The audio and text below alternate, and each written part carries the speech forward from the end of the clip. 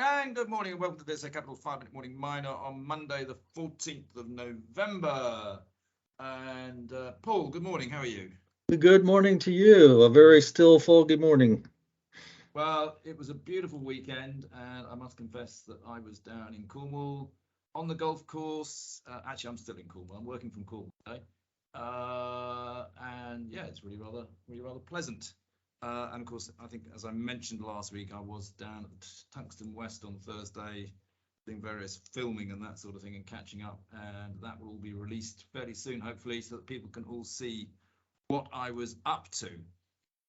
Anyway, let's move on this morning. It's a fairly quiet morning. Obviously, we've got the G20 about to start later this week. COP27 is sort of finishing off with its second week, and we have got the autumn statement, or whatever they call it now, coming up on Thursday. So quite a lot of economics. It's all fairly quiet in front of that. I haven't seen any massive moves in commodity prices, particularly sort of over the weekend. Bitcoin and everything is still going downwards, but shouldn't be a surprise to anybody, frankly. So why don't you tell us what news you've seen, Paul? Because there's not a huge amount out. Probably the biggest news was Resolute Mining, wasn't it? Yes, that's right. Resolute oversubscribed institutional placement raised Australian 164 million here, priced at 16 cents a share. That's the institutional portion, and then the retail shareholders' rights offer begins on November or this coming Thursday and will end in the first week of December, and that hopes to raise yet another 60 some million as well on top of that. Strong support there on that pricing on that raise for essentially shoring up the balance sheet, but also getting the capital in place in order to get the expansion of North or Syama North on their Burkina Faso mine into development.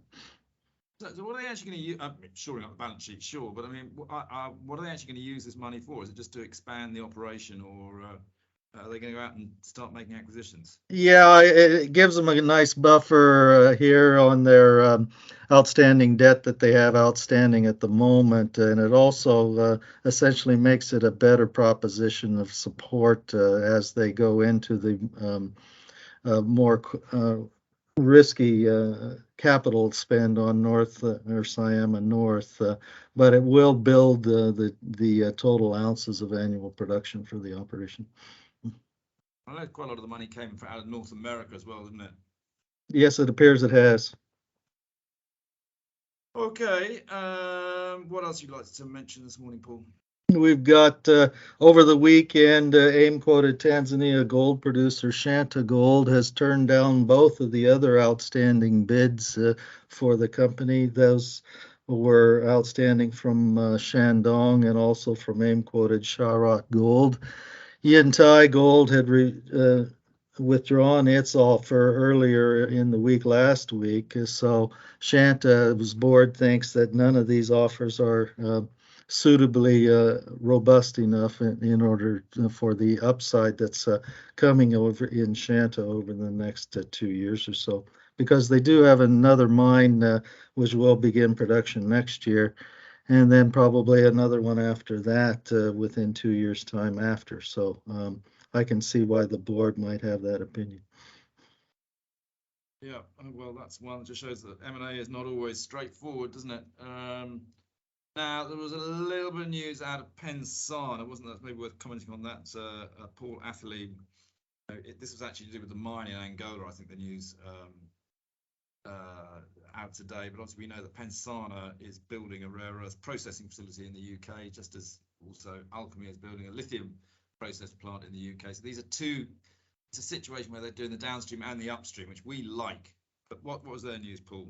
Yes, this particular news from Pensana is on their early stage exploration properties lying to the north of their Laganjo rare earth mine development in Angola. And these numbers, they knew they were carbonatites similar to Longanjo, and this exploration information from trench sampling at Sulima West, for instance, clearly showing that that is the case, that these are rare earth carbonatite hosting situations like Lagonjo as well, with properly nice grades too.